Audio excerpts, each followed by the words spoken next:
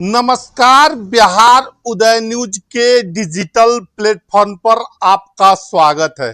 देखिए, बिहार विधानसभा चुनाव की तैयारी पूरी हो चुकी है। पूर्वी चंपारण की बात करें तो आज यहां पर आपको बता दें 11 नवंबर को वोटिंग है पूर्वी चंपारण जिले में। और बिहार उदय न्यूज की टीम हर विधानसभा क्षेत्र में जा रही है, जनता के मिजाज के साथ साथ और नेताजी का मिजाज, विधायक जी का मिजाज जानने का प्रयास करिए। आज उसी क्रम में बिहार उदय न्यूज की टीम केसरिया में पहुंची है और केसरिया के सिटिंग विधायक शालिनी मिश्रा जी हैं।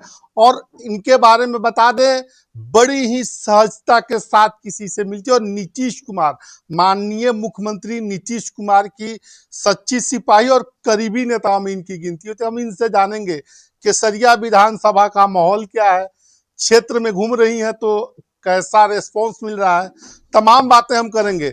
सीधे मैडम से आपको जो सबसे मैडम पहले आपके मेरे चैनल बिहार उदय न्यूज पर स्वागत है। बहुत बहुत धन्यवाद आपका।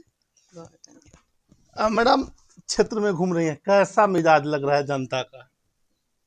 मुझे तो जो दिख रहा है वो बहुत ही अच्छा है। लोगों का अपार समर्थन है, स्नेह, प्रेम, सम्मान सब कुछ है। और जिस तरह से लोग मुझे अ, हमेशा उन्होंने अपनी बेटी माना है।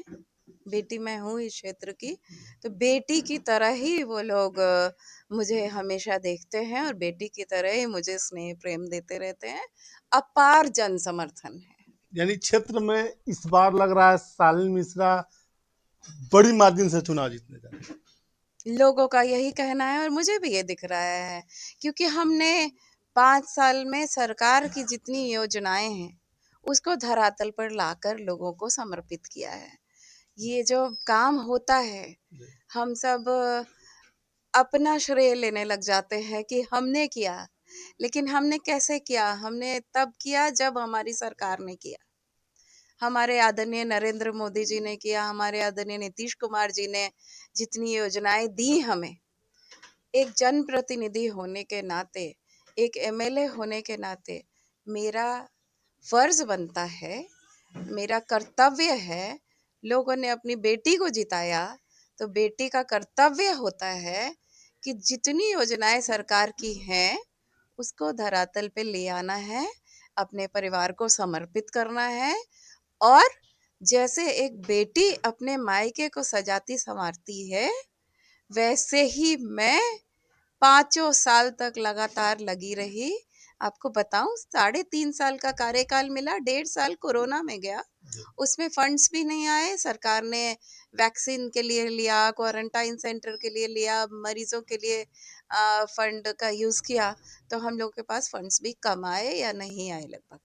तो 3.5 साल में जो काम मैंने किया, लोग कहते हैं, मैं खुद को खुद से ही नहीं कहना चाहती हूँ मैंने बहुत अच्छा काम किया, लेकिन लोगों को कोट कर रही हूँ कि वो कहते हैं कि ऐसा पिछले 20 साल में केसरिया विधानसभा में इतना विकास नहीं हुआ। इस बार जो 3.5 साल में जो विकास दिख रहा है, हर गली गली विकास दिख रहा है। तो मैं आश्वस्त हूँ कि हमारे केसरिया विधानसभा के परिवार के सदस्यगण भारी मतों से अपनी बेटी को जिताएंगे। और केसरिया के जो विकास की गति, जैसे बिहार के विकास की गति बरकरार है, तीव्र हो रही है और बिहार विकसित राज्य की ओर बढ़ रहा है, वैसे ही केसरिया के विकास की गति को और तीव्र करके केसरिया को विकसित केसरिया बनाने के लिए हमारे परिवार के सदस्यगण मुझे ज़रूर जिताएंगे, अपनी बेटी को ज़रूर जिताएंगे। और निस्वार्थ भाव से मैं उनकी सेवा करती रही हूँ, आजीवन करती रहूंगी, ये मेरा वादा है। अच्छा, अब हम आते हैं, आप महिला विधायिका हैं और तमाम योजनाएं जो माननीय मुख्यमंत्री नीतीश कुमार जी के लिए महिलाओं के लिए लागू की गई है, वृद्धा पेंशन में ज्यादातर महिलाओं को मिल रहा है। और आप खुद महिला हैं, इसको किस तरह जज करती है, किस रूप में देखती हैं? ये जो काम हुआ है महिला बहनों के लिए, वो तो ऐतिहासिक है। बिहार ही नहीं, भारत ही नहीं, पूरे विश्व में ऐसा नहीं हुआ था। बिहार की पेंशन की जो आपने बात की, सामाजिक सुरक्षा पेंशन, वो सिर्फ महिला बहनों के लिए नहीं है, वो वृद्ध जनों के लिए भी है जो हमारे अभिभावक हैं, उसमें पुरुष भी हैं, महिलाएं भी हैं। वो हमारी विधवा बहनों के लिए भी है, वो जो दिव्यांग जन हैं उनके लिए भी है, उसमें भी महिला पुरुष बच्चे सब हैं। तो ये सामाजिक सुरक्षा, समाज में सुरक्षा देने की बात माननीय मुख्यमंत्री जी ने की। सुरक्षा मतलब समाज में ऐसे लोग जो वंचित थे, 400 रुपए से सीधा 3 गुना लगभग पेंशन करके उनको आर्थिक भी सुरक्षा दी और सामाजिक भी सुरक्षा दी, मैं तो ये कहूँगी। क्योंकि उनको प्रताड़ित होना पड़ता था अपने दवा के बिना या अपने परिवार के कई सदस्यों के ये कहने से कि हम कैसे आपका इलाज कर सकते हैं। आज आलम ये है कि अब उनके पास पैसा है और इस बार की दिवाली और इस बार का धनतेरस उन्होंने अपने पैसे से मनाया है और मनाएंगे। छठ भी वो अपने पैसे से, बल्कि कुछ बांट भी रहे हैं बच्चों को, 100, 200, 50 वो लोग बच्चों को भी दे रहे हैं और इतने पोता खुश हैं। पोती की किस बिल्कुल बिल्कुल बिल्कुल अपने घर में बच्चों को भी दे रहे हैं। तो ये माननीय मुख्यमंत्री जी ने किया है। साथ ही साथ महिलाओं के लिए जो ये 2,10,000 की योजना आई है स्वरोजगार की, ये ऐतिहासिक कदम है। ये बहुत बड़ी योजना है और 10,000 रुपए महिलाओं को मिलना शुरू हो गया है।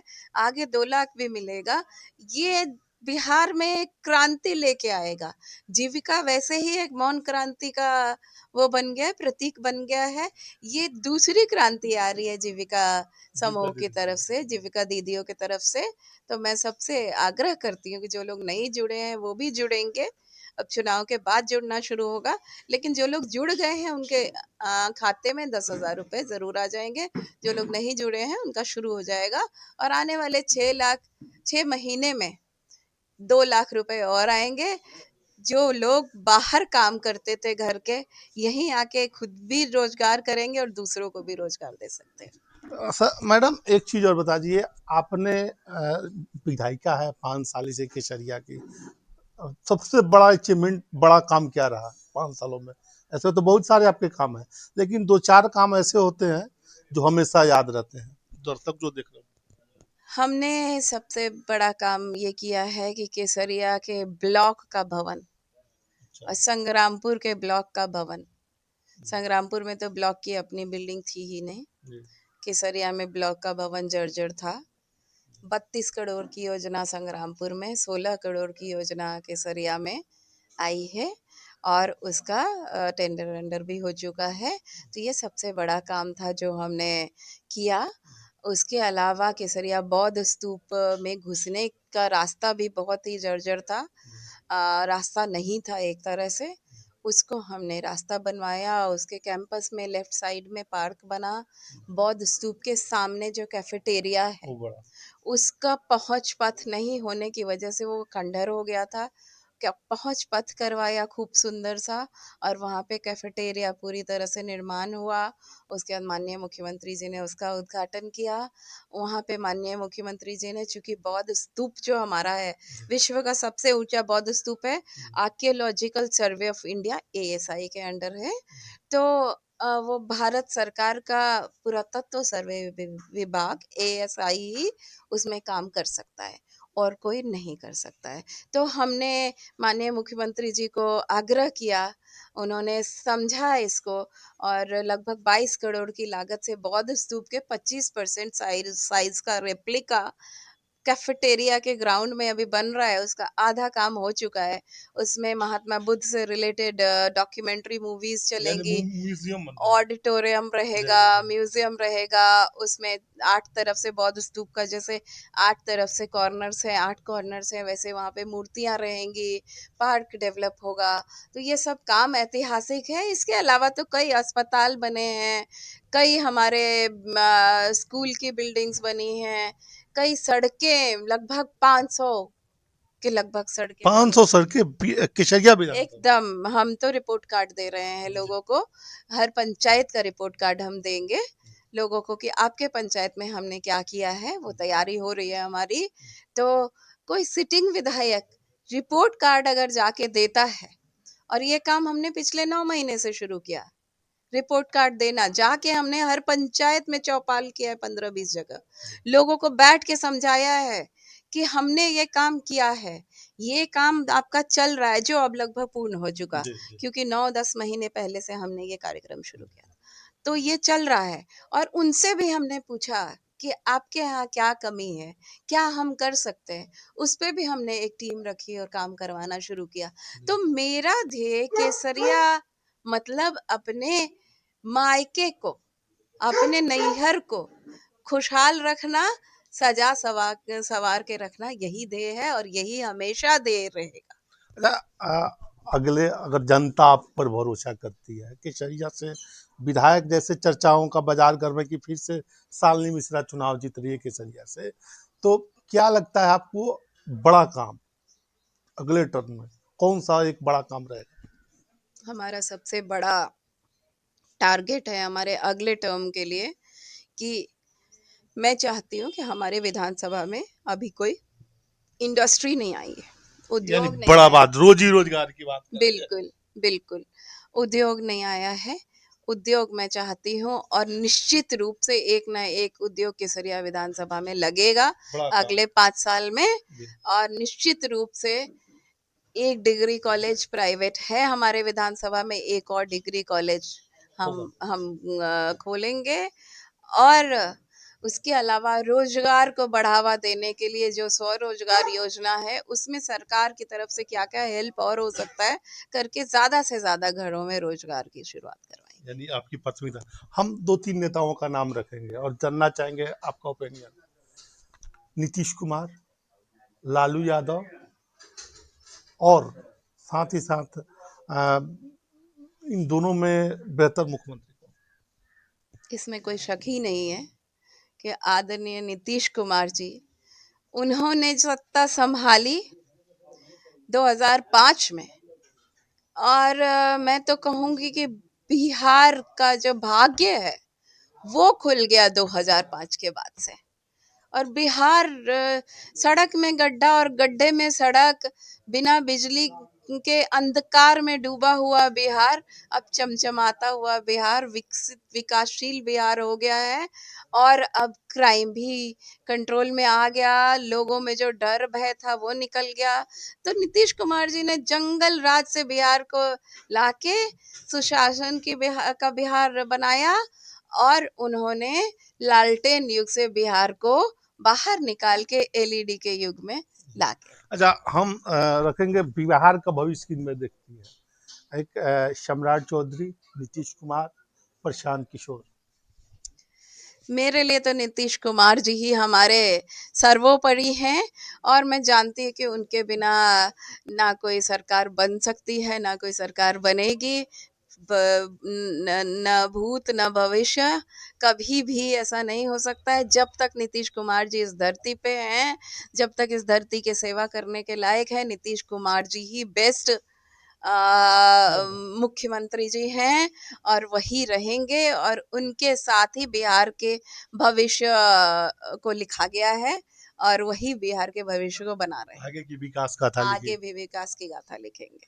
अच्छा, हम ऐसा 3-4 नेताओं के नाम रखेंगे और जो बेहतर प्रधानमंत्री कौन? बात करें नेहरू जी, अटल बिहारी वाजपेयी, मनमोहन सिंह और नरेंद्र मोदी। देखिए, सबका अलग अलग युग था और एक सभी सभी मेरे लिए आदरणीय हैं। और जिन 3 लोगों का चुनना नाम हो। आपने लिया, 4 लोगों का 3 लोगों का जो नाम लिया वो अब इस दुनिया में नहीं है। उन्होंने भी जज तो कर अपने सकते हैं ना कि हाँ। अपने समय में बहुत अच्छा काम किया। उन्होंने जी। देश को आज़ादी भी दिलाई, देश के लिए काम भी किया, देश को उन्होंने काफ़ी कुछ दिया। इलेक्ट्रॉनिक युग में भी देश को लेके आए। पहले मुझे याद है कि बाहर से सामान जो आता था यहाँ मिलता नहीं था, हम लोग जाते थे या मंगवाते थे। अब वो चीज़ें यहाँ मिलती हैं, तो देश काफ़ी विकसित हुआ। अब ये जो 2014 से जो आदरणीय नरेंद्र मोदी जी ने किया, वो तो किसी ने नहीं किया था। आदरणीय मनमोहन सिंह यानी जी, आप समय के अनुसार जज कर रही हैं। समय के अनुसार काम हुआ। आदरणीय मनमोहन सिंह जी बहुत अच्छे व्यक्ति, बहुत अच्छे व्यक्ति हैं। और उन्होंने बहुत बहुत अच्छा काम किया। उन्होंने इलेक्ट्रॉनिक युग लाए, वो लाए, लेकिन उसके बाद उनका कंट्रोल नहीं चल रहा था, वो किसी से कंट्रोल हो रहे थे। यानी ठीक है, आपका कहना रिमोट कंट्रोल था। हाँ, वो किसी से कंट्रोल हो रहे थे, बहुत ज्ञानी इंसान थे, तो इसलिए मुझे उन पे कुछ टिप्पणी नहीं करनी है कि उन्होंने अच्छा नहीं किया, बहुत अच्छा नहीं, किया, आप समय के अनुसार लेकिन जज करें। समय के अनुसार सभी बहुत अच्छे थे। फिर भी मैं ये कहूंगी कि आदरणीय नरेंद्र मोदी जी जैसे प्रधानमंत्री भारत को कभी मिले नहीं थे।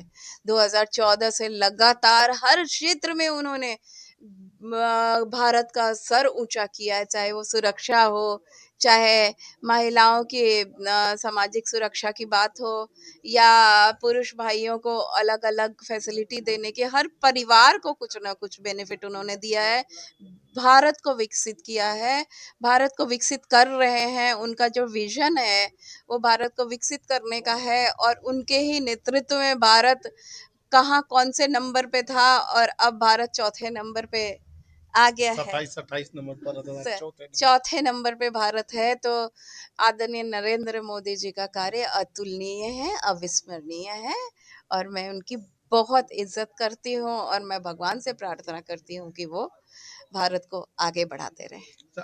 अब हम करते हैं थोड़ी सी बिहार की राजनीति की बात है। क्या लगता है आपकी बार एनडीए की सरकार कितने वोटों से, हालांकि एनडीए नारा दे रही है 225, 2025 में 225 सीट, क्या लगता है आपको? मुझे तो ये लगता है जिस तरह से टूट है, 225 सीट से ज़्यादा से हम लोग जीत के आएंगे। यानी और महागठबंधन और सारी पार्टियों के लिए कुछ नहीं छोड़ेंगे। नहीं, बिल्कुल नहीं, हम लोग उस मूड में नहीं है, इस बार हम लोग छोड़ेंगे नहीं।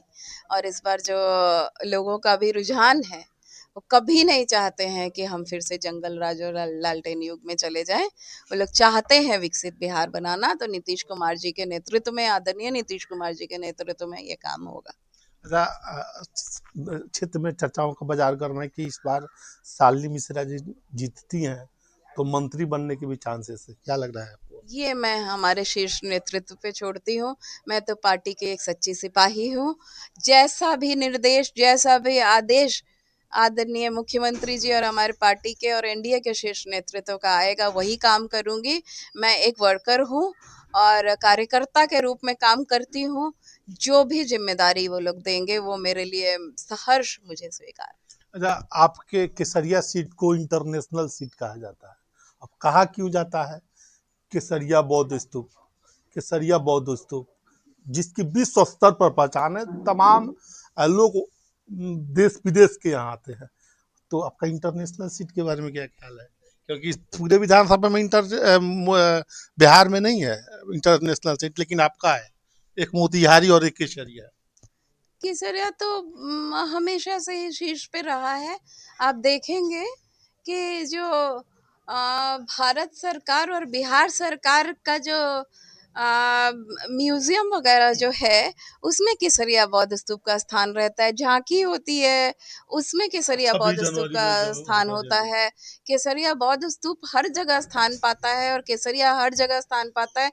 माननीय मुख्यमंत्री जी पिछले 5 वर्षों में लगभग 4 बार केसरिया आ चुके हैं। इतना कहीं नहीं जाते हैं वो, जितना केसरिया से उनको प्रेम स्नेह है। उन्होंने पर्सनली मुझे बुला के सिंबल दिया, आशीर्वाद दिया, तो केसरिया केसरिया तो हमेशा स्पेशल है। हमेशा और इंटरनेशनल। केसरिया के हमारे सदस्य, परिवार के सदस्य स्पेशल हैं। वो लोग बहुत बहुत ज़्यादा अच्छे हैं। अलग तरह का माहौल है यहाँ। मुझे एक बेटी को जो माहौल मायके में मिलना चाहिए वही मिलता है। अच्छा, जब हम पब्लिक ओपिनियन कर रहे थे तो महिला खासकर और मुस्लिम वर्गों में भी आपकी बड़ी स्वीकार्यता देखी गई, और 20 लोगों से हमने बात किया तो 15-14 लोगों ने एनडीए आपके आपका डायरेक्ट नाम रखा। क्या ये क्या जादू है शालिनी मिश्रा का? कुछ भी जादू नहीं है। ऐसा ये प्रभाव ये डायरेक्ट नाम लेकर। बहुत सहज बात है। हमारे माता पिताजी पिताजी स्वर्गीय कमला मिश्र मधुकर जी 21 साल तक 4 बार सांसद रहे इस धरती से। 2 बार केसरिया लोकसभा हुआ करता था, और 2 बार मोतिहारी लोकसभा से। 4 बार सांसद रहे, और मैंने उनसे देखा है, उनको देखा, मेरे पैदा होने से पहले से वो सांसद थे। तो जब से मैंने होश संभाला, मैंने यही देखा कि सभी जाति, धर्म, सभी वर्ग के लोग समान हैं, सभी इंसान हैं। तो मैंने सभी को इंसान के रूप में देखा, सभी को अपने परिवार के सदस्य के रूप में देखा। चाहे वो हाँ, उन्होंने कुछ गलतफ़हमी में पिछली बार हमें वोट नहीं भी दिया, तब भी वो हमारे पास आए या उन्होंने हमें बुलाया या कहीं मिले, तो हमने वही मान-सम्मान दिया जो एक बेटी अपने मायके के हर व्यक्ति को देती है। उनका काम भी किया और उनको मान-सम्मान भी दिया और उनका भी इसी तरह से मुझे मिला।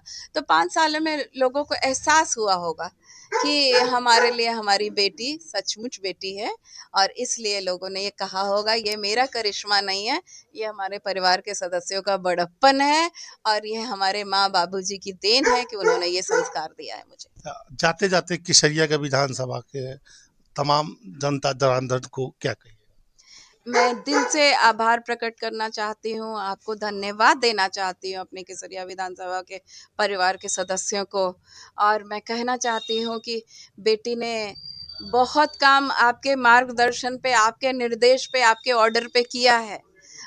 अब इस बेटी को केसरिया को और खूबसूरत बनाने के लिए और समय दें ताकि मैं जो 3.5 साल में मैं कर पाई 5 साल मुझे मिलेगा तो मैं क्या कर पाऊँगी उसका आप तुलना नहीं कर सकते इसलिए आग्रह करूँगी कि और मुझे समय दें ताकि मैं अपने विधानसभा को सजाऊँ, संवारूँ और विकसित करूँ।